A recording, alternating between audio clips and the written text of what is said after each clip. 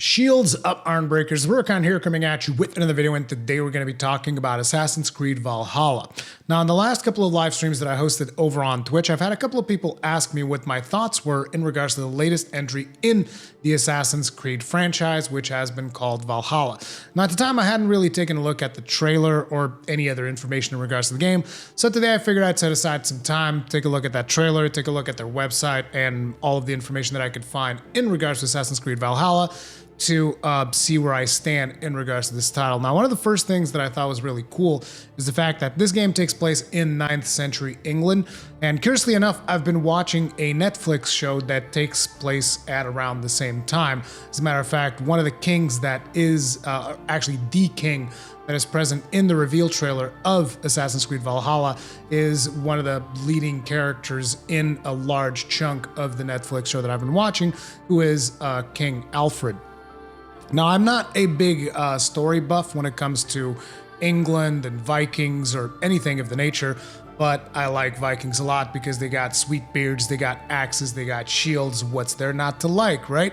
So the idea of going through, 9th century England as a Viking, brutalizing everybody that comes across my path, does sound pretty appealing. However, I have made that mistake in the past, and we'll get to that in just a bit. But it was really cool that this show that I watched, I don't even know of how long ago, because basically I watched the show when it came out on Netflix, and then I started rewatching it not that long ago because they came out with another season. So I'll rewatch the whole thing from scratch, and seeing the announcement of this game come out at around the same time as I've been rewatching that show is kind of cool, because it does hype me up a little bit more about that particular time period. But at the same time, I have to be extremely cautious because I've been disappointed by Assassin's Creed in the past. Now, having said that, I do hope that anybody who is excited about Assassin's Creed Valhalla, I hope that the game releases and is everything that we could possibly hope for. I hope that it's a fantastic success, and I hope that everything about the game is going to be amazing, because I always want games to do well regardless of how I feel about them, regardless if I end up playing them or not. This is just to let you guys know, I really hope the game is great, okay?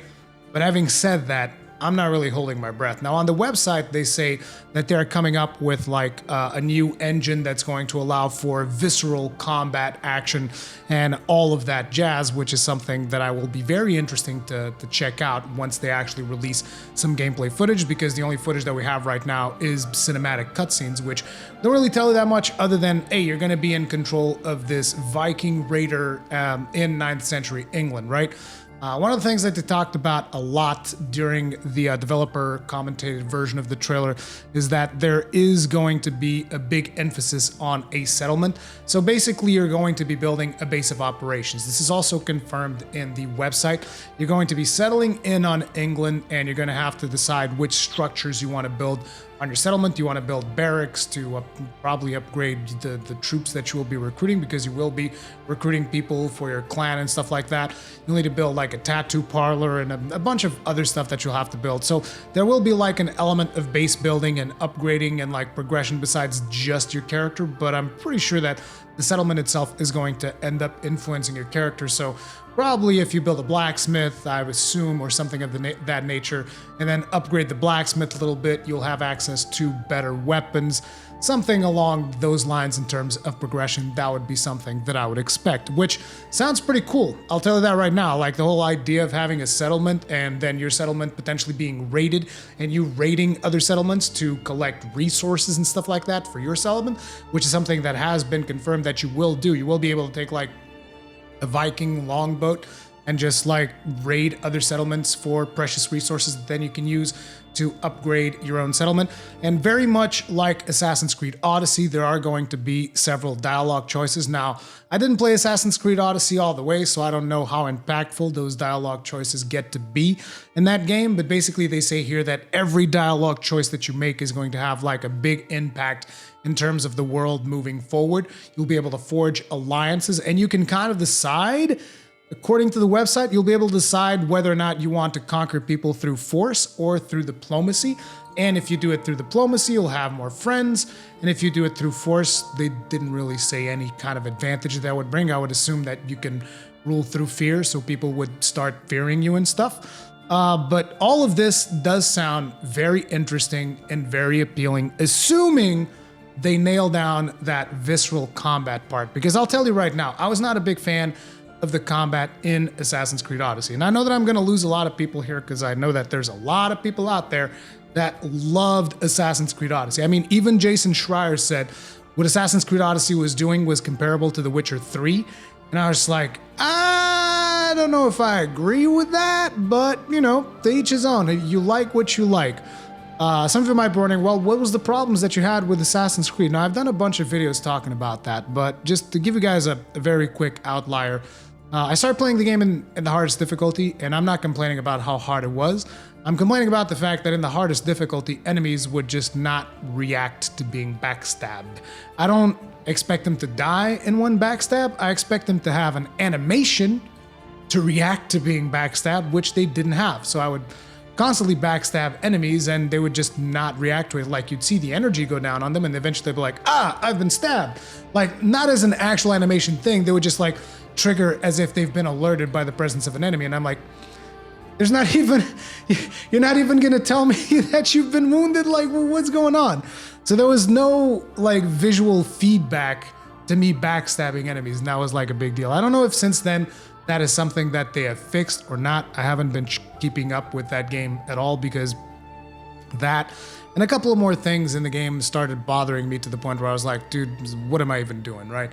So I just like kind of mentally checked out of it. But another thing, just very briefly here, is the whole thing where, you can just buy with real money an XP booster and a coin doubler, and I was like,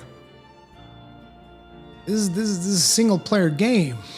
You pay $60 for the single player game, and you want me to pay more money for an experience booster and a coin booster, which in my opinion is basically they just have the rate at which you gain XP unless you pay for it, because the game felt like a complete grind when I was playing it. So those types of business practices is an even bigger sin to me than the whole animations thing that I had with it, that really bothered me. And on top of that, at one point in the story when I was just like, okay, I'll deal with the thing that I don't have the XP booster, I don't have the coin double or whatever, I'll grind through it, I don't care, let me just see the story. So I play through the game, I play through the story, and you get to a point where it's just like this crescendo where they kind of establish this villain character, and I was like, oh, this is really cool, and then you have to get away on your ship, right? And I'm just like doing this really epic escapade, right? And I escape onto my ship, and we go off on the ship, and I'm like, yeah, that was friggin' sweet, that was a really cool story moment. And the game was like, hey man, hey, listen, you, I can tell that you're really enjoying this game right now. So listen, I'm gonna give you 200 Helix points, okay? And you should check out our store. The same store where 200 Helix points get you next to nothing. You know, like the best stuff that you actually want, I think, is like 300 Helix points, or at least it was at the time. And I was like, dude, this is like the most predatory thing you could do right now. As I'm experiencing this high in the story, you're taking me out of the experience and trying to reach into my wallet for more money than I've already paid for your video game. I thought that was such a scummy thing to do that I gave up on it. I was like, dude, I'm sorry, I just can't do this anymore. Like, there's too many games out there that manipulate you like that. And that was another thing that I just did not appreciate. And I thought that, you know, that whole thing really stained the whole experience of Assassin's Creed Odyssey for me. And you're talking about someone that after I watched the movie 300, and you can call me shallow, I don't care. But after I watched the movie 300, I was like, yeah, Spartans, dude, massive shields and friggin' spears and stuff, friggin' awesome. You don't really get to wield the Spartan shield in Assassin's Creed Odyssey, but whatever. But it's like, you know, I was in I'm like in this permanent state of Spartan high, like ever since I watched that King Leonidas and the Bold 300 and all of that, right? So this game seemed like it was gonna be just the thing for me. I'm like, dude, I'm so into it. It's gonna be awesome. And it just disappointed me on a lot of levels, right? And now we have Valhalla, which is about Vikings and raids and all of this stuff, right? And I'm just thinking to myself, am I allowing myself to, you know, to get hyped up about this again? Just like Assassin's Creed Odyssey? Am I setting myself up for disappointment? You know, I just don't know. Which is why I said at the start of the video, like, I hope this is everything we want it to be. I really do. I hope the game is successful. I would very much like to enjoy this game, but I'm extremely apprehensive from the get-go. The whole premise sounds fantastic. I like the idea of building my own settlement. I like the idea of making dialogue choices. The protagonist can be a male or a female, and I know that some people are going to be against that because, you know, female Viking raider, but it's whatever. I don't care. I don't care, really, at all. Like, sure, have a female character makes sense because, you know, maybe if you are a female gamer, you'd rather play a female character in this particular scenario. That's perfectly fine. I don't care. At the end of the day, it's a video game, okay? Whatever. If you want to play a female, play a female. I want to play a male, I'll play a male. I don't care. It could have just as easily just been a male character or just been a female character. Would not make that much difference for me, personally, okay? So in terms of that whole thing, it is whatever. But again, the premise of it sounds good. They also said that you can dual wield any combination of weapons that you want. So if you want to go axe, sword, you can do it. They actually said you can dual wield shields, which a lot of people probably think, oh man, that's totally up Rurikhan's alley. Not really. I love shields. I think dual wielding shields is silly, okay? I think the shield is a weapon very much like any other weapon, but dual wielding shields just doesn't make a lot of sense. Not to mention, it feels like it would be awkward as hell just trying to double shield bash people. I'm sure that there's some cool movie sequence out there of somebody beating the crap out of somebody else with two shields, but to me, it's about a shield and a hammer or a shield and an axe. Those are the two weapons that I would like to have. And this game's gonna have axes. This game's gonna have shields. I'm still wondering if they're gonna let me wield an axe and a shield. Like, it would make sense, but I don't know if they're gonna do it. I hope we get to order our armies into actual formations and stuff like that when you get into the massive battles, because they said you have these lesser skirmishes, which are like when you raid other people, you do like these sneaky raids to try and steal resources and stuff. But you're also going to have like major battles against Saxon forts or potentially maybe even other Vikings that might be your enemies. I don't know. But you know, they said that you'll have these really big battles, and I hope that during those battles you get to go like, oh, shield wall! Everybody like forming a massive shield wall, very much like the series that I've been watching, The Last Kingdom. That'd be friggin' epic. You just leading an army from within a shield wall, that'd be friggin' amazing. Like, I am getting hyped.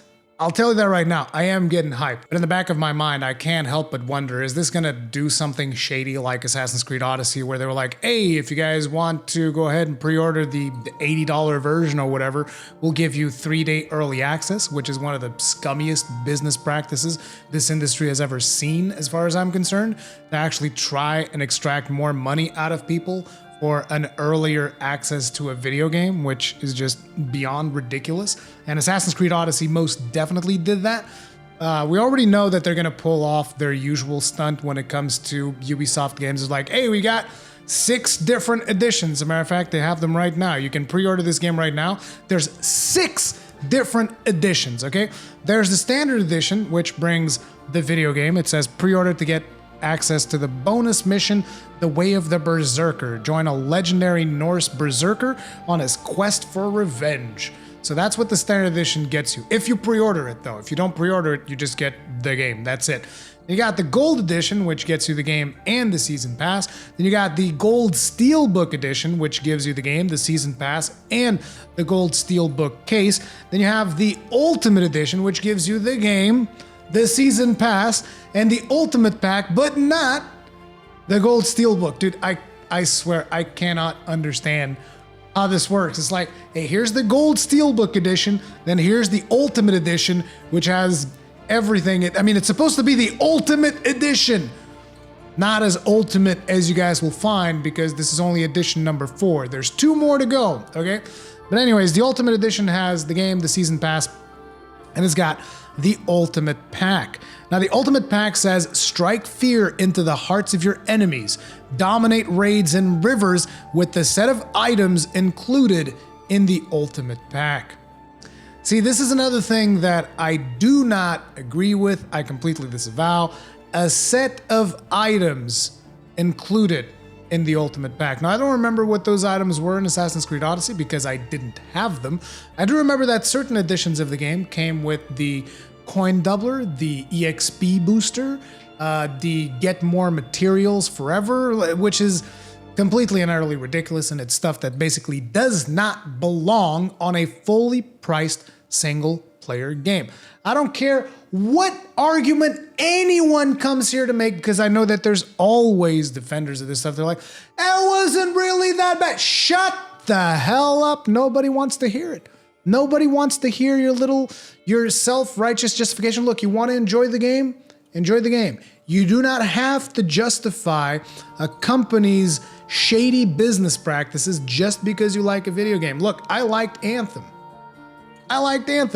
That's not to say they didn't pull off a lot of shady stuff, and at the end of the day, the game wasn't even that great. I still liked it. It doesn't mean the game was great. Okay? It wasn't. It had a lot of problems. I still enjoyed my time with it, but it definitely had a lot of problems. And it also had a lot of shady stuff that took place down there, is still taking place in that game. So it's like, you can enjoy games, do not defend shady business practices. That's what I'm trying to get at. Because I even remember when I started harping on the microtransaction practices of Assassin's Creed Odyssey, people were like, it's not that bad. Shut the hell up. Shut the hell up, okay? Anyway, as I was saying, I do not agree with this whole thing about, oh, here's this set of bonus items for the Ultimate Pack. But anyways, the Ultimate Edition is not the actual Ultimate Edition. No, the Ultimate Edition is actually called Collector's Edition. This is edition number 5, okay? It's got the game, the Season Pass, the Ultimate Pack, and then it's got, additionally, the Assassin's Creed Valhalla Collector's Edition will include a range of high-quality collector's items. Appears to be a statue of some kind, probably soundtrack, art book. You guys know, the usual type of stuff that comes with these editions. They don't actually tell you what it is right now.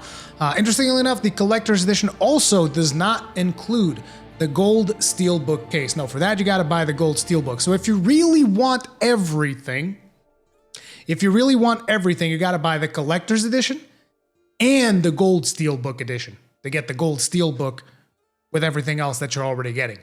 Because they couldn't put the gold steelbook in the Collector's Edition because that's just too valuable. Okay? And then there's the Uplay Plus edition, which I assume is probably the service that Uplay is trying to sell. That's kind of like Stadia or whatever, where you... kind of like the Game Pass, but for Ubisoft games. I assume that's what it is. I don't actually know what the Uplay Plus version is, but either way, even if you cut that one off because it's just like, oh, this is a part of our sign-up model, whatever, there's still 5 different editions of this video game already on sale. And I would not be surprised if when they announced the release date of this game, they would tell you something like, pre-order now for the special edition where you get 3 days early access. Or maybe there will be like special console bundles that come with, you know, the early access included. I don't know. There's a lot of stuff that they can still do. And when it comes to that stuff, it's very frustrating for me because like, I want to enjoy this game. You guys can tell that I want to be hyped about it. I really do. Like, I like the setting that they're doing it in. I like the idea of upgrading the settlement. I like the idea of raiding Saxon forts. I like the idea of the dialogue. Conceptually, I enjoy everything that they have said about this game. From a conceptual standpoint, from a theme standpoint, I love it. I just, like I'm saying, I was just watching a show not that long ago about this time period, and I love that show as well. So I'm super hyped when it comes to all of this stuff. The big thing that seriously turns me off is the potential business practices that they might do here and the level of polish in the game. Like if the same thing happens, because I'm considering eventually buying this because unfortunately I don't know anybody at Ubisoft that will potentially send me a key for this. So I'm considering buying it, and if the same thing happens that happened with Assassin's Creed, where I put the disc in, I install the game, I launch it, I go to the first enemy, I do a backstab, and the enemy is just like, nothing. Just like does not even respond. I'm just like, you know, polish your games. Polish your games. For the love of God. But anyway, yeah, those are my thoughts on Assassin's Creed Valhalla. From a concept point, I love everything about it. If they deliver on the visceral new combat engine that they're talking about, I could see a lot of potential for it. If on the other hand they do not, I'm going to be very disappointed. And if on top of it, they add some of their shady business practices they've had in the past, yeah, this is why we can't have nice things. Anyway, thank you all very much for watching this video. If you enjoyed it, hit the like button. If you did not enjoy it, hit the dislike button. Feedback is important. Feedback, which you can also leave in the comment section down below. If you usually enjoy my content, subscribe, bell notification icon, the usual stuff. Stay strong, stay safe, stay healthy, use mask. I know that a lot of people are lifting the emergency state and all of that jazz, but seriously, take care of yourselves, social distancing, all of that, because this ain't over. We're not through the woods just yet. Okay, so keep being cautious, keep staying safe, all of that stuff. I'll see you guys on the next one. May your shields never break.